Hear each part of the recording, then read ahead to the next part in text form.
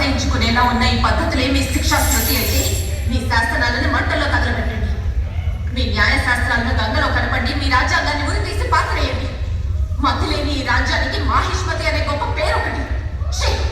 దేవసేన, ఈ మహోన్నత సామ్రాజ్యం గురించి ఇంకొక మాట తప్పుగా మాట్లాడితే పెద్ద పెద్ద విగ్రహాల వల్ల, ఎత్తైన సింహాసనాల వల్ల మహోన్నత స్థాయి రాదు రాజమాత. పెద్ద మనసుంటే వస్తుంది. అది ఇక్కడెవరికి లేకపోవడం సిగ్గుచేటు. చూసారా మహారాజా, మీ ముందు ఎంత పచ్చిగా నిర్లజ్జంగా మాట్లాడుతుందో, ఇక నా ముందు మీ గురించి ఇంకెంత నీచంగా అల్పంగా మాట్లాడిందో ఊహించుకోండి మహారాజా.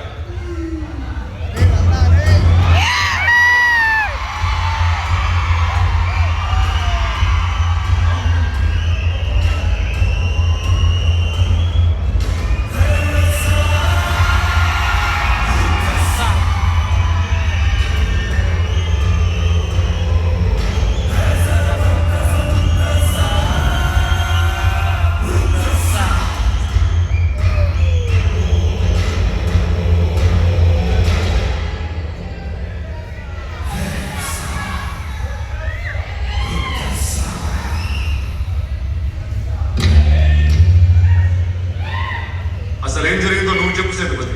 శివాలయం భక్తులతో రద్దీగా ఉంది మహారాజా. అప్పుడే దేవసేన కూడా దర్శనార్థం వచ్చారు. అప్పుడే మీరు వచ్చి సమయం కావడంతో వారిని ముఖ్య ద్వారా నుండి కాకుండా పక్క దూరం నుండి వెళ్ళమన్నారు. బాబు, ఏంటి ప్రవర్తన? బాధితుడిని బెదిరిస్తున్నావు. ప్రతిమాలితే నిజాలు బయటికి రావు మహారాజా. నీ హద్దులు అతిక్రమిస్తున్నావు బాహుబలి. నిండు గర్భిణిని సంఖ్యలతో నిలబెట్టి ఈ సభ ఎప్పుడో హద్దులు అతిక్రమించిందమ్మా. నిండు గర్భిణి అయినా పండు ముసలైనా నువ్వైనా నేనైనా విచారించే పద్ధతి ఒక్కటే. అసలేం జరిగిందో తెలుసా నీకు?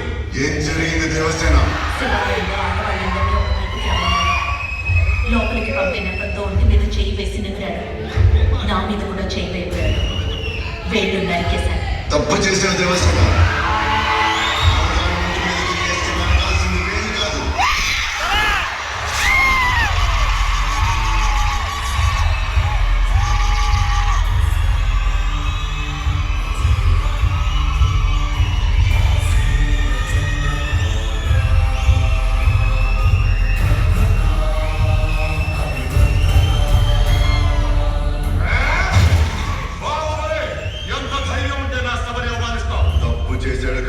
సేతుపతి తడబడ్డాడు. నిర్దోషి కాబట్టి దేవసేన నిజాన్ని నిర్భయంగా మాట్లాడింది. వాడు దోషి అని తేలింది. తల తెగింది. నువ్వన్నట్టు సేతుపతి నేరస్తుడు కావచ్చు, కానీ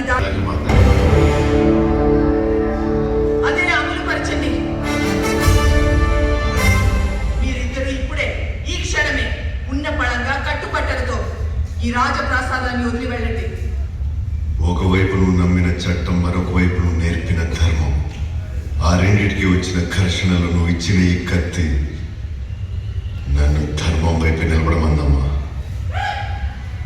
పదవి పోయినా వెలివేసిన ఈ మాహిష్మతి సేవ కోసం నేనెప్పుడు సంసిద్ధంగానే ఉంటాను.